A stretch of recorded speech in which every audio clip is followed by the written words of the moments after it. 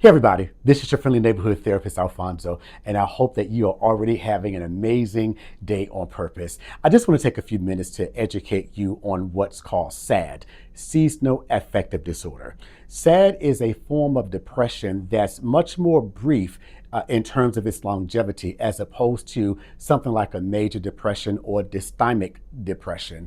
SAD usually occurs around this time of year, starts usually when the sun goes down earlier because of daylight savings time. The symptoms of SAD look exactly like the symptoms of other forms of depression.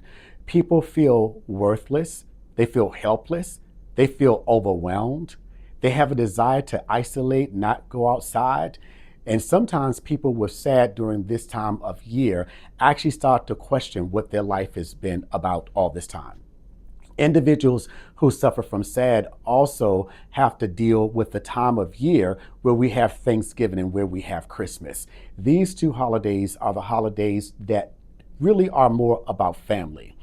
Individuals who have SAD and or even depression can feel worse during this time of year, especially if they've recently lost a loved one. As I said before, the symptoms of SAD or seasonal affective disorder looks just like any other form of depression. It is a period of time where people feel like I just can't continue to live life this way. I just need a break. I miss my son. I miss my daughter. I miss my husband. I miss my wife. I miss that other loved one. Unfortunately, individuals with SAD or any other form of depression, very rarely will they feel like they can reach out and talk to someone, especially if they're the kind of person who usually comes across as being in charge. As I said before, SAD usually lasts from around the time the sun goes down until around the end of January or when we start to see the days getting longer. But during that brief period of time, SAD can be almost a life ending situation that occurs because that depression, although it's short lived, is so intense.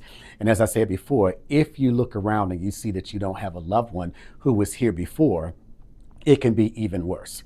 What I tell people all the time is when we have people in our lives who deal with issues like depression, they may not know when or how to reach out. So loved ones and friends have to learn how to reach in. If you have somebody in your life that you believe is suffering from SAD or any other form of depression, always make the assumption that even when they are smiling, they're not always doing okay. Reach out, make a phone call, send a text, or whatever you need to do. Stop by, make a visit.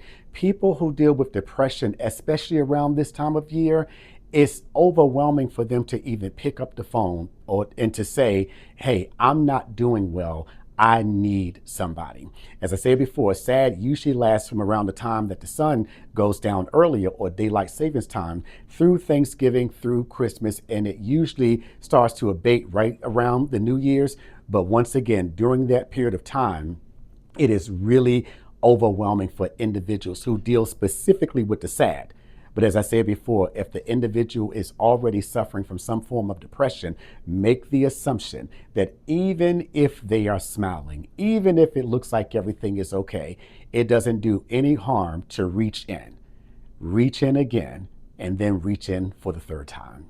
You guys know what I love to tell you. I am madly in love with you. Make sure on purpose you are reaching down to help pick somebody else up. God bless you. Love you.